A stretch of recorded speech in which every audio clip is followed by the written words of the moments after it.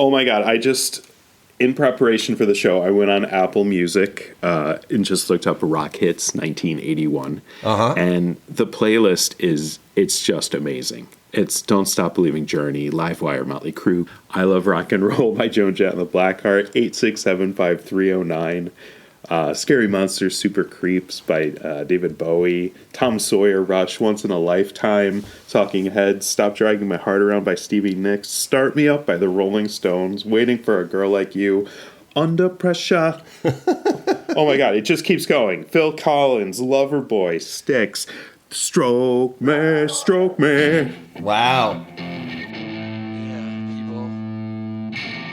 They were college radio DJs during the 90s.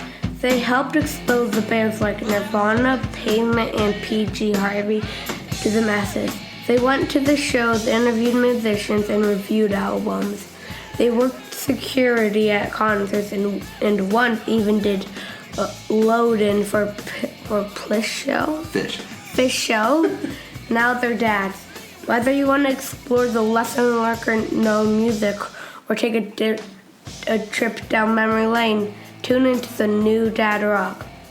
Hosts Steve and Keith, their love of music across eras and genres, while helping you, the listener, to find new songs to rock out to. From deep cuts by familiar artists to cult musicians who never earned their due, and everything in between. The new Dad Rock will expand your mind. Yeah, so welcome once again to the new Dad Rock. As you may have deduced, we're going to talk about 1981 tonight. I guess it doesn't matter that it's night where we're recording, because you could listen to this at any time of day. Dude, that's what I was just thinking. We try to keep like actual time, light or dark, day or night out of it, and there you go. You just took them out of their temporal zone. Well, one of the things that makes these episodes that are meant to be timeless is some of the things that are going on in the news. And, so recently some current goings on in the adjacent to Dad Rock world is, do you know Sufjan Stevens? Are you familiar with his work? Yes, it's pretty diverse as far as I know, because there's some things I just love and I listen to it forever, and then he has so many other albums that I never listen to at all. Right. Well, I think the one that is universally acknowledged as his best album is Illinois. That's a cool name. Yeah, it's Illinois with an E at the end, so it's meant to be noise, as some people like to mispronounce the state. And that was his second of... He back in the day, he said, in the day being the early 2000s, like 2003, 2004, he had an album called Welcome to Michigan, or something along those lines. And then he came out with Illinois a year or two later, and he was like, I'm going to do an album for all 50 states. And as far as I know, he hasn't done any other states in the last 20 years, has he? Oh, really? I don't think he has. But I know someone's completed that project, by the way. I've heard someone else has completed that. So, nice. But so Illinois apparently has been adapted to a Broadway show. I know nothing beyond that in the headline, and that it was nominated for a Tony. So it has to be somewhat good, or at least respected. So, are you going to get like same day tickets? I don't know. I mean, I don't know, man. You work in the city. How about next time I'm in there, we try to get same day tickets? Yeah, we'll see.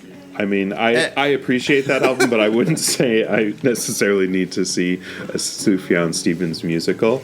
But one of the things that he gave birth to was Annie Clark played in his band in the early days, and Annie Clark went on to become St. Vincent, who also has a new album recently released, and arty, angular, guitar rocking, and is edgy as ever. I mean, Pavement had a musical that we didn't go to. Yeah, but that was wasn't that like a 2-day thing or something? Sure. It was fan made or something like that. Totally. I'm actually totally curious who Tony is, by the way. It's the Antoinette Perry Award for Excellence in Broadway. Antoinette, her nickname must have been Tony. No, that's the patriarchy. Dude, that's totally the patriarchy. Whatever. All right. I don't have daughters, so I'm not going to argue too hard for this, but you do. And I mean, we should have a campaign to restore the full name for the awards. Yeah. Antoinette Tony Perry. An actress, producer, and theater director. And co-founder and secretary of the American Theater Wing. It's total fucking crap that they don't actually have the whole name. We should actually, next year, I bet they use the full name because of this podcast. Here. When we get to episode 90-something and they do it again, I'm going to make that happen. If I remember. I mean... Put this in the episode so I remember. We got the Pavement album released in the original, or the Nigel Godrich order. So yes. check mark for us. This will be number 2. Didn't we will something else into existence? I bet. Well, I'm sure we're massively influenced. We're very influential, and shout out to all the folks that I saw in the last couple of weeks in Nashville and Toronto, getting around and out in the world, and it's a pleasure being recognized. I had my new Dad Rock shirt on the streets of Nashville on Broadway, and it's a minor celebrity. We're gonna get back on track with a sad note. Steve Albini's dead. Yeah, Steve Albini, for those who know or don't know, is a famous album engineer, not a producer by his own definition, and he engineered some seminal albums in the history of the world. PJ Harvey, Rid of Me. I mean, he engineered so much. I'm not even In Utero. I'm pretty sure that he did Pixies, Surfer Rosa, Pod by the Breeders. I mean, he took a stand because he wouldn't take points on the album, which would take money from the band itself. He wanted to be paid straight up, which is probably why he identified as an engineer and not a producer, because he was taking money from the record label, not the band. Because back then, the way the accounting worked, they tried to shift the cost to the band by taking out their royalties by giving percentages to the producer. So I bet he identified as an engineer because contractually or legally or the way the industry worked, he had to get paid the way he got paid. Which, by the way, he would have had a lot more fucking money if he had actually taken the points. Or if he was in a couple of bands, so Shellac and Big Black were the name of the bands he was in. He was short-lived band names with very offensive names. But he was almost anti-commercial. And he was, so he had a little bit of a following, and he was, I think a few years ago, he was very outspoken on Twitter as well. He was one of those edgelords on the X. Yeah, and I'm particularly sad he's dead because he was only 61, and he avoided drugs and alcohol. So it's unfortunate. Maybe that's the problem. All right, well, here's to you, Steve Albini. Thanks for helping bring some of our favorite songs to life. Cheers, Steve Albini. And now slipping back into the topic of 1981, we might as well stick with the death theme because there was a pretty seminal one in 1981, and that was Bob Marley, who died at age 36 of brain cancer. Yeah, that's crazy, because if you look at footage of him, he looked pretty old for a 36-year-old. I mean, I think he lived pretty hard. How many wives did he have, and how many spliffs did he light? Well, but he wasn't drinking, so it was definitely the wives that made him old. Well, see what's happened. So Steve Albini and now Bob Marley died both at young ages and didn't drink. So I think there might be a message to that. Okay, I'm not going to say 61's young, but 36 is, and you know that he had cancer in a toe, and that they said he should get it cut off, and he didn't do it. And then, well, brain cancer. Did you see One Love, the movie about Bob Marley? No, that's how is that like a movie or is it a streaming movie? What is? It was a movie. I didn't see it in the theater. It's now a streaming movie, which is where I saw it. I forget the streaming service. Plus, we're not sponsored yet, so I'm not going to say any. But it was well done. It was exciting. It was crazy. It was a true story, or is a mockumentary? Was it a narrative, or was it like documentary style? Oh no! It was like lived. It was like the Doors movie. I was gonna say it was an action movie. Yeah, but Not it had flashbacks. Yeah, it starts with him being shot at his home in Jamaica. And then it ends with him putting on the concert, I think with like the two politicians who were fighting. He's trying to unite them. By the way, the two different political parties that were fighting, both of the, at least in the movie, and I assume it was correct, both of the political leaders were white. Which is just, I don't know, considering Jamaica's probably predominantly black, I was surprised by that. Yeah. Maybe I shouldn't have been. It's funny, because I know we always have, we've had lately a death, like who died that year. Because the New Dad Rock's kind of older, we don't have who was born that year. But maybe we should start adding that soon. Yeah, well, why don't we... what we do have is bands that were birthed in 1981. So think about the narrative that ran through the 70s. It was, a very experimental, psychedelic, free-form late 60s into the 70s, and that basically got all the edges roughed off, and it got streamlined into corporate rock that by the late 70s, 76, 77, just got so overbearing and bloated that it disintegrated into punk rock and post-rock, post-punk, and new wave, and Thank etc. God. Well, and also disco took over the airwaves, right? So there's like 2 or 3 years when when rock music looked like it had died. To have been alive in the late 70s is probably awesome, though. I mean, I'm sorry, we were alive. To be young people in the late 70s is probably awesome. So those 70s rock bands that, they started off, Glenn Frey goes off and does his solo work. He breaks off from the Eagles, and Don Henley does his thing. So you start seeing a lot of solo artists going off. Stevie Nicks, 1981, she released her debut solo album, Belladonna, which that was a great album. Edge of 17, that duet with Tom Petty, You Don't Come Around Here. No, that's a great album. So Phil Collins from Phil Collins from Genesis has his solo album this year, no? Yeah, exactly. And then you have newer bands like Duran Duran. New Order is sort of a new band. It was, unfortunate. It's a new band. Passing you have to say it's a new band. Their singer. Yeah, it's a different singer and a different direction. Same. Well, by the way, names. How respectful is that? Many bands, when someone dies, they keep the band name, right? And there's some bands where there's no original members. But this band lost their singer.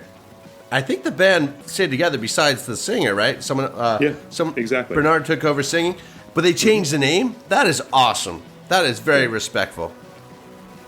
Yeah. So, of course, we're talking about New Order and Joy Division, the original band. Those were some of the newer bands that were getting started in 1981. And, so we talked about it last time. Were you cognizant of music in 81 yet? Are you there? I don't know if I heard these songs in 1981. I probably did. I think I'm like, the radio is how I'm getting it when my parents are driving the car. But I definitely know these songs. Like, I definitely feel like I'm born. Like, everything before this was like the bands that inspired the bands that I was into. Now, these are the bands that I actually listen to. One of the greatest songs, and I know this for a fact, was the theme song to Believe It or Not. Was the theme song to Great American Hero, Believe It or Not. Do you remember that song? Yeah, I'm Walking on Air. Believe it or not. Yeah, I'm Walking on Air. Exactly. I knew that song. 100%. Yeah. And it's by Mike Post. Mike Post, for people who don't know, composed many of the 1980s theme songs, from Magnum P.I. to the A-Team to Hill Street Blues. Yeah. It's probably one of the few songs that have lyrics to it that he's composed. Most TV shows just have music. All right, moving on. Super important album that year for me was Business as Usual by Men at Work. I remember that as well. Yeah, that was 81, huh? According to the notes I took, which I think I did correctly, but yeah. I think maybe albums had longevity more back then, because they would have a single or two, and then if they were really popular, like that Men at Work, it was like Down Under and Be Good Johnny and Who Can It Be Now, and it just kept going and going. There were like 5 or 6 singles, and Peter Gabriel did something like that. So the album could be around for 84, 85, and into 86. I think. Oh, totally. Well, also you couldn't stream it, so you'd either hear it on the radio or you'd have to buy the album. So I think that's also how it worked. Yeah. And it took more time because you couldn't just listen to it a million times on your commute home from work. You would have to hear it, 5 or 6 times on the radio, which is still a lot, but it took a while. And then finally, after 3 weeks, you're like, all right, I'm going to buy it. I have to hear more. Totally. So the life cycle might have, I don't know, I'm making this up. No, I know. I agree you're making it up, but I think these are actually rational and probably true for the most part. I do have to say in 1981 that the Chipmunk Christmas animated film came out. The album came out like in the 60s, but the film came out. But I have to say, if I had like a first 3 musical influences, it was the Chipmunks on my Fisher-Price stereo, and I would play them all the time. But the Christmas one has a particular spot in my heart because I remember spinning around in the den with the Christmas tree lights on in the dark, listening to it over and over again. But spinning. That was my first dance move, was probably spinning. Nice. Oh, all right. And the other thing is, you're right, Duran Duran came out with their first album that year, which is probably Duran Duran was surprisingly huge. Yeah. Huge. Girls on Film was their first song, dude. Single. First song. Yeah, and totally.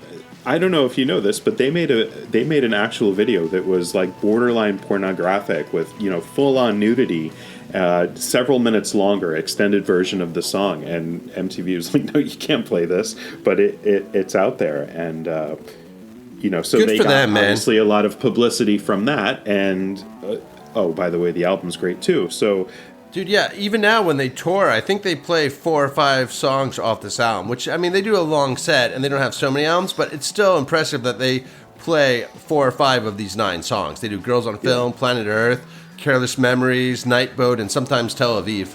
It was just crazy how there was a lot of double meaning and, some very, serious, forward adult themes, like Girls on Film, obviously, and then Soft Cell, that song Tainted Love, was a huge song, and I was 8-9 years old singing that song, and all my friends knew that song. By the way, the album is called Nonstop Erotic Cabaret, and the rest of the songs are about essentially going to S&M clubs. There's a song called Sex Dwarf on it, and this is the stuff that 8-9-year-olds are singing. So it's interesting to see how the evolution, the music probably sounds the same to what 8 and 9-year-olds are listening to today, but it's been Disneyfied and simplified and cauterized so that they're not exposed to that subliminally, even though it's probably the same beat and the same rhythms. I don't remember so much from 81, because I wasn't a 20-year-old running around LA, but yeah. I think Bret Easton Ellis was, because when he wrote Shards, which is his most recent book, great book, pretty long, was set in 1981. I think 1980, 1981. It overlaps a year, but it's a senior school year, I believe. Bret Easton Ellis, if you don't know, wrote American Psycho, Rules of Attraction, Glamorama, my favorite one. Less Than Zero. Oh, Less Than Zero, duh, yeah. But, music is a large part of it. And, so... Less Than Zero and Imperial Bedrooms, 2 of his novels, are both... Elvis Costello songs. Oh, really? I didn't know Imperial. Yeah, I'm not a biggest Elvis Costello fan. I didn't know about Imperial Bedrooms. Wait, was Less Than Zero a song before he wrote the book? Of course it was, right? Yes. Okay. Yeah, I didn't get that. He lists so many songs in his book. You almost hear them playing, and there are so many good songs from 1981 that he had. Yeah, the ones I remember are Ultravox Vienna. I remember The Ice House, and I forget who that's by, but my daughter, who does the intro sometimes, worked at the Ice House last summer, so I always used to play that song, and that would annoy her. Do you remember Kids in America by Kim Wilde? Yeah. That's one of them. A band that I've always wanted to understand and haven't listened to, Roxy Music, Same Old Scene was on there. That's a band I should get into eventually. Girls on Film is mentioned, Vienna Ultravox, Distant Smile by Ultravox, I think. Mm-hmm. I Do the Rock by Tim Curry, the guy from What Tim Curry do again? Rocky The movie Horror Picture Show. Yeah, I love that. And I got. And Spamalot. Oh, really? Yeah. Oh, I didn't know that. Well, the Tim original. Curry was probably a cool friend to have. I bet Tim Curry was fun to hang out with. Yeah, he was in Clue also. Oh yeah, exactly. He got all the good gigs. I got you the Split Ends, which again a band I didn't really listen to, but yeah, it's such a good book. But it's interesting the music selected. He talks about dancing in different clubs, underground clubs. Yeah. So check it out, Brett Easton Ellis, The Shards. So 81, obviously, a year in flux. You have the corporatization of punk music. It's become fashionable, marketable. The same with new wave.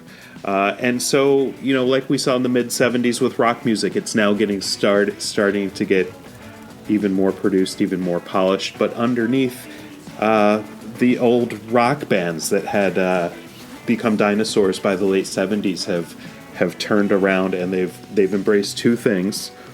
One of them is a little bit more speed and urgency. Picking up the speed, like, that's amazing, actually. Like, I was thinking that MTV actually launched August 1, 1981. Video killed the radio star. And it's interesting that they picked up speed. So Motorhead in the 70s picked up the speed. Judas Priest picked up the speed in the early 80s. You have Iron Maiden. Like, 81 must have been crazy. Wait, when was Ronald Reagan?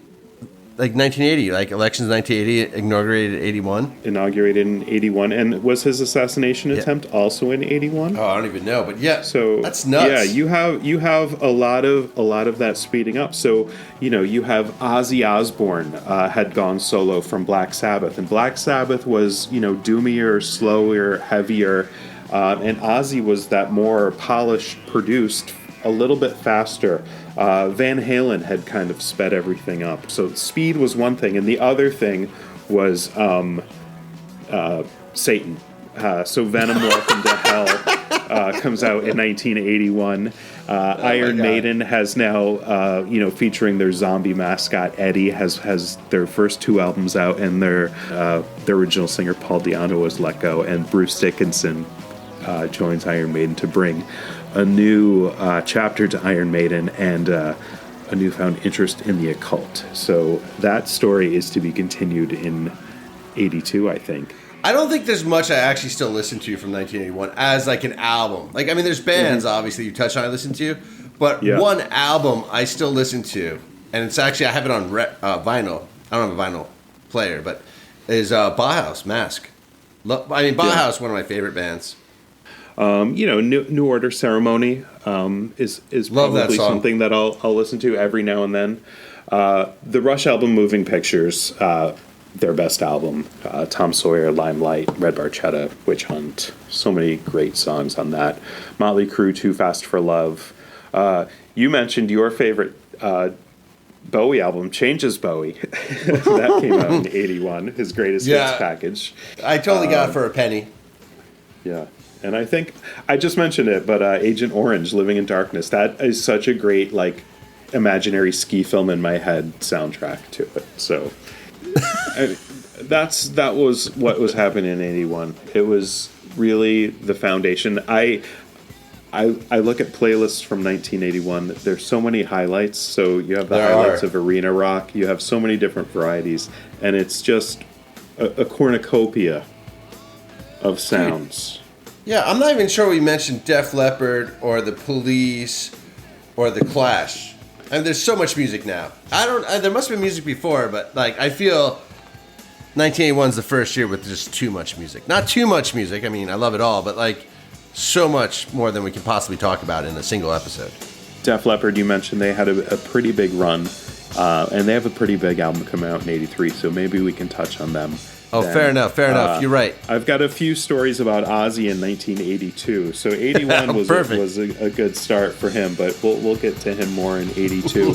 And his replacement from Black Sabbath, Ronnie James Dio, has plays into the picture. So we have a lot of things coming up. I'm excited. I think we just have to go. Let's go right to 1982. Yeah, right.